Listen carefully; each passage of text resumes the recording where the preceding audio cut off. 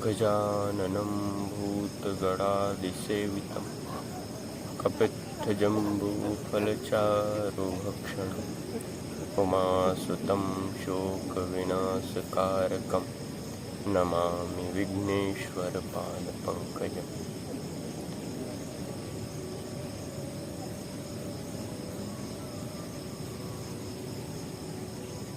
राम कथा के रसिक तुम, भक्तिरासिमति धीर।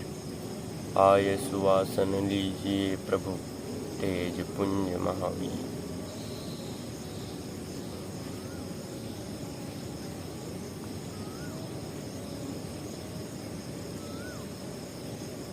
जय जय गिरि वरराज किशोरी, जय महेश मुख चंद्र चकोरी,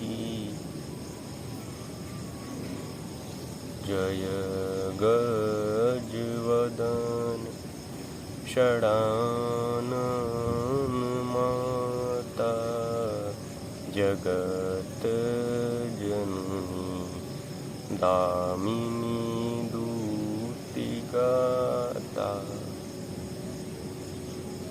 जनक सुता जग जननी जानकी, अतिशय प्रिय करुणा निधान की।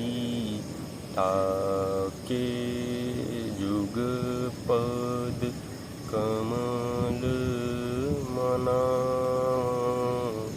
जासु कृपा निर्मल मति पावन।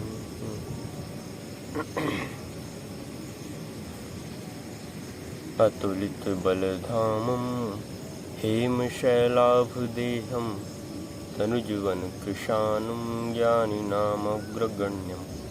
सकलगुणनिधानं वानराणामधीशं, रघुपतिप्रियभक्तं वातजातं नमामि। जय सिया राम।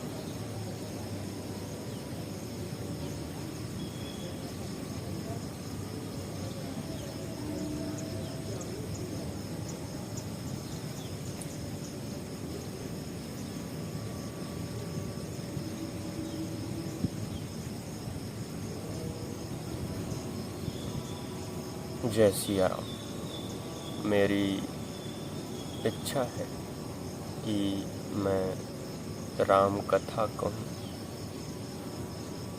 मैं मतिमंद हूँ, इसलिए मेरी सभी भूल चूक त्रुटियों को क्षमा कीजिएगा। मेरे प्रभु दीन दयाल हैं।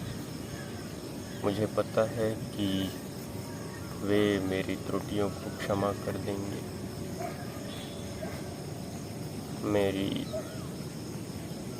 मेरे मन में इच्छा है कि मैं राम कथा कहूँ, हनुमान जी को राम कथा सुनाऊं। भरद्वाज मुनि याज्ञवल्क्य जी से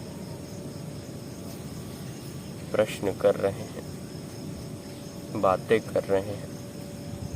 भरद्वाज मुनि जी कह रहे हैं कि भगवान, मुझे आज तक कोई नहीं मिला जो मुझे राम कथा सुना सके। यदि आप मुझे राम कथा सुना दें तो बहुत कृपा होगी आपकी। याज्ञवल्क्य जी से भरद्वाज जी कुछ प्रश्न करते हैं, कुछ शंकाओं को उनके सामने रखते हैं। तब याज्ञवल्क्य जी उनकी शंकाओं का समाधान करते हैं। भरद्वाज मुनि याज्ञवल्क्य जी से जो प्रश्न करते हैं, उनमें से कुछ ही मुझे याद है। मैं आपके सामने रखूँगा। भरद्वाज मुनि जी कहते हैं कि जो पूरे संसार का स्वामी है वो धरती पर कैसे आया, इसी प्रकार कुछ शंकाएं हैं। याज्ञवल्क्य जी कहते हैं कि भरद्वाज जी आप ही नहीं हैं जो इस शंकाओं में फंसे हैं, बल्कि माँ सती भी इन शंकाओं में फंस गई थी। भरद्वाज मुनि को आश्चर्य हुआ कि माँ सती इसमें फंस गई। तो भरद्वाज मुनि ने याज्ञवल्क्य जी से उस कथा को सुनाने का आग्रह किया। याज्ञवल्क्य जी अपने शिव कथा को प्रारंभ करते हैं।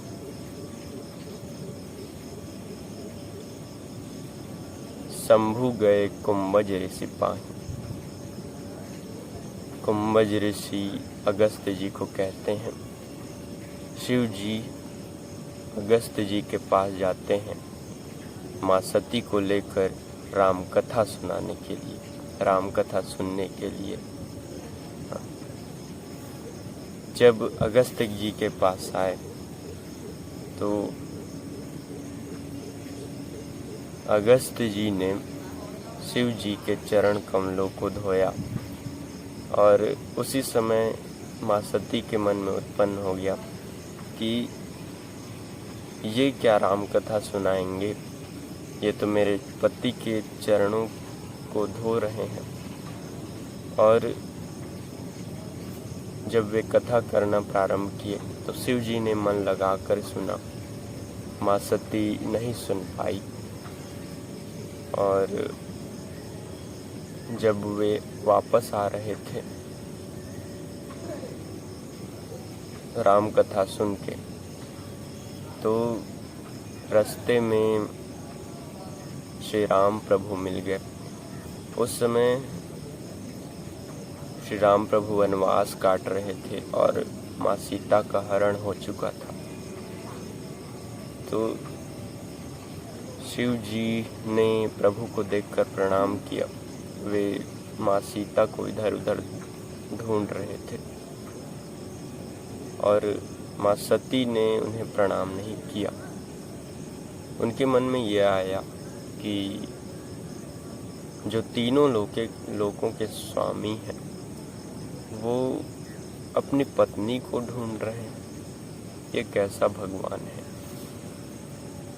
फिर शिव जी से उन्होंने आज्ञा ली कि मैं इनकी परीक्षा लेना चाहती हूँ, वार्ता हुई दोनों में।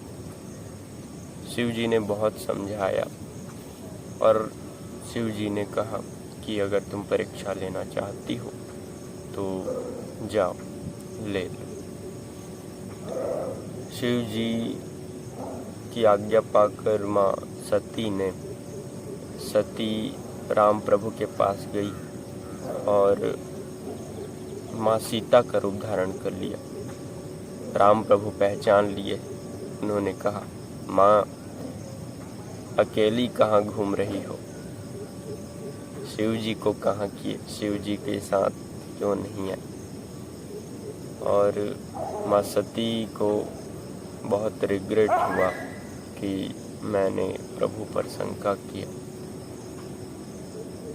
जब वे शिव जी के पास पुनः आईं तो शिव जी ने पूछा कि सती तुमने क्या परीक्षा ली। माँ सती ने झूठ कह दिया, कछु ने परीक्षा ली न गोसाई, मैंने किसी प्रकार कोई परीक्षा नहीं ली, कीन प्रणाम तुम्हारी नाई। और प्रणाम करके वापस आ गई। और शिव जी जब ध्यान लगाकर देखे कि माँ सती ने क्या परीक्षा ली तो शिव जी ने सब जान गए कि माँ सती ने सीता जी का रूप धारण किया और ऐसा परीक्षा हुआ। तो जब वे जान गए कि माँ सती ने सीता जी का रूप धारण किया, तो उन्होंने मन में विचार किया कि माँ सती ने माँ सीता जी का रूप धारण किया है और माँ सीता को हम माता के समान पूजते हैं।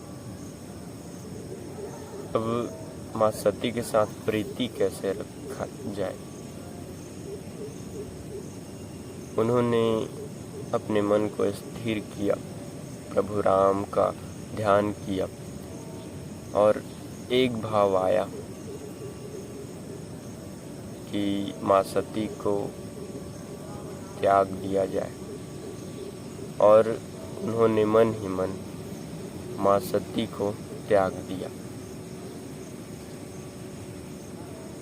तब आकाशवाणी हुई, धन्य हो शिव जी, धन्य।